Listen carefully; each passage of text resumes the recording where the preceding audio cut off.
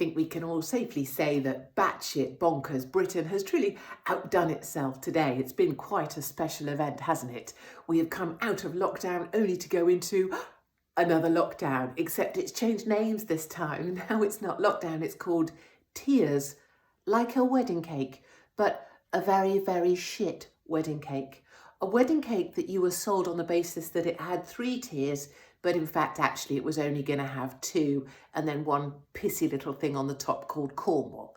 99% of British people are in tier 2 and 3. So what's the bloody point in dangling a little carrot in front of us like we're a bunch of idiot donkeys saying there's 3 tiers when quite clearly this is just lockdown 3.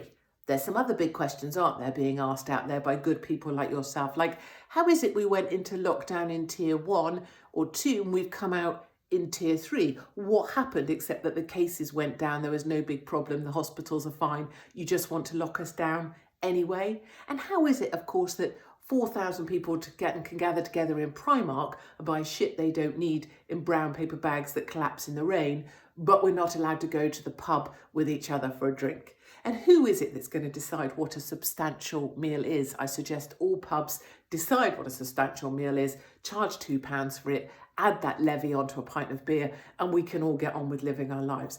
And not only all of this, but Boris Johnson didn't even have the courage to come out and say it all himself. He sent out Matthew Halfcock to say it because Boris didn't have the courage to do it. There's real hypocrisy at play, obviously. How is it possible that London is tier 2 when other places who have no problems at all are tier 2? And, you know, do these scientists, like the government scientist who was shagging his married lover whilst he was telling us to lock down, presumably his genitals are still tier 1. He can shag who he wants as long as the rest of us are locked down.